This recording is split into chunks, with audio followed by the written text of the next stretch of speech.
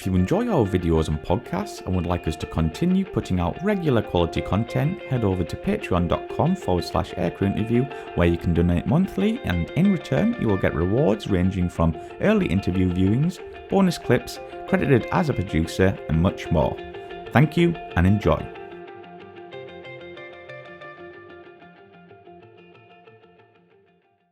On Kim Il-sung's birthday,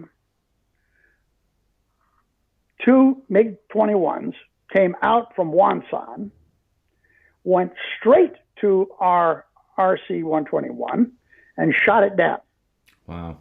It killed 11 Americans. I don't know, I think it was more than that. I think it was something like 20 Americans were on board, because it included all the people manning all these recon things. President Nixon had a choice of either going to war or stopping these flights, or the third choice was give them a fighter escort. Mm-hmm. So they said the F-106 was the right thing for that, because the F-106 has much more range than the F-4 too. Yeah. So they sent us to Osan, on just south of Seoul on the west coast of Korea. Sent out 4 of us we had 4 planes defending, and we went out to a tanker and got our fuel, air refueling. We had a air refueling receptacle on the top of the F-106. Mm-hmm. So we could air refuel. And then, full of fuel, we went up north, about 100 miles from Wonsan, and cruised up and down. And we, of course, love to fly at 43,000 feet. And we usually flew at also 0.93 Mach. Wow. So we flew normally, that was slow cruise. We could push it up if we really got in trouble to 0.95, 0.97 Mach. Wow. In normal military power. So no burners. And at those altitudes, we were way up high. Mm-hmm. And so we went out there and were doing a patrol, and somewhere down there, we couldn't see him, was our RC-121. The papers say it was an EC-121, but I don't know. The RCs were Air Force and the ECs were Navy. Right. So I don't know, but they were the same basic plane. Yeah. They they were encircling out there gathering information. And then after a while, we began to run low on fuel. So we turned south to the tanker to get more fuel. Mm-hmm. And we flew back into the South Korean airspace, and were refueling. We got a call on the radio. MiG's taking off from Wonsan. We're getting our fuel. I'm getting my fuel. And we're doing this. We're pretty professional at that. We're getting fuel. I get my fuel. I'm number 3 in this thing. 3 ship. 3 ship is this guy over here. So that I had a wingman, and there was the lead and his wingman. So I'm getting my fuel. I got it. I move off to the side, and number 4 goes in to get his fuel. And they said, MiG's orbiting Wonsan. Right. Orbiting Wonsan. Okay, they can orbit Wonsan. Then MiG's turning out to sea toward the recon aircraft. Okay.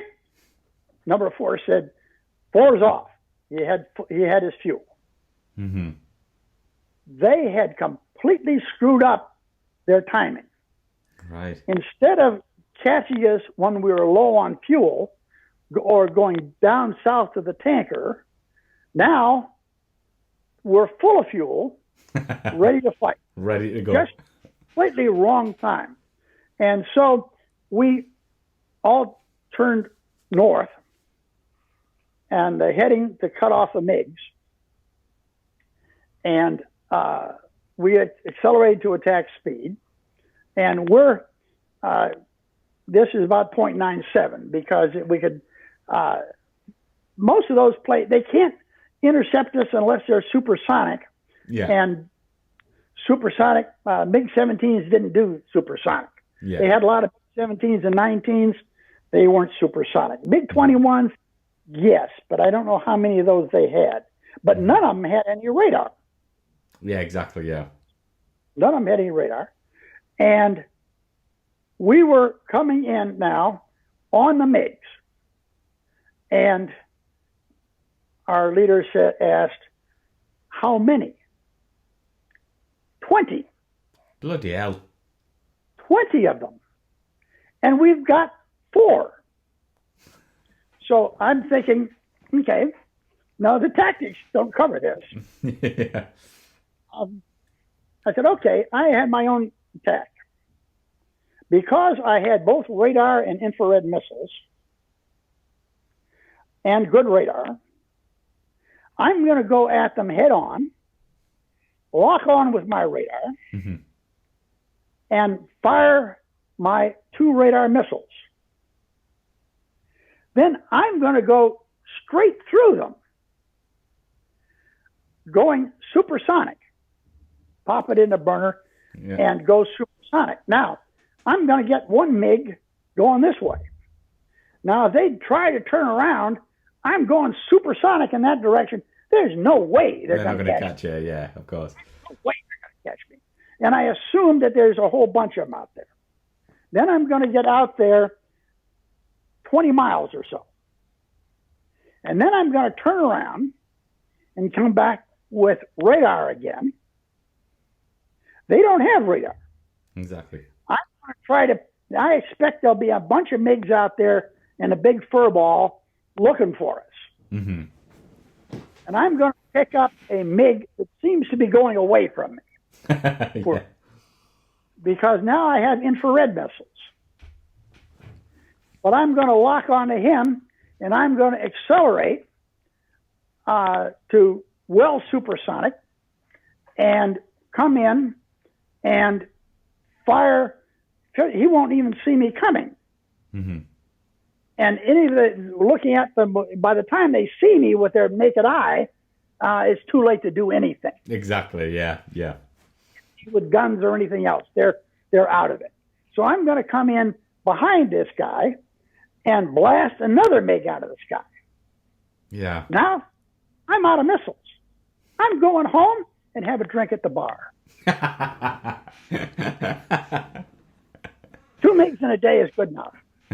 Exactly.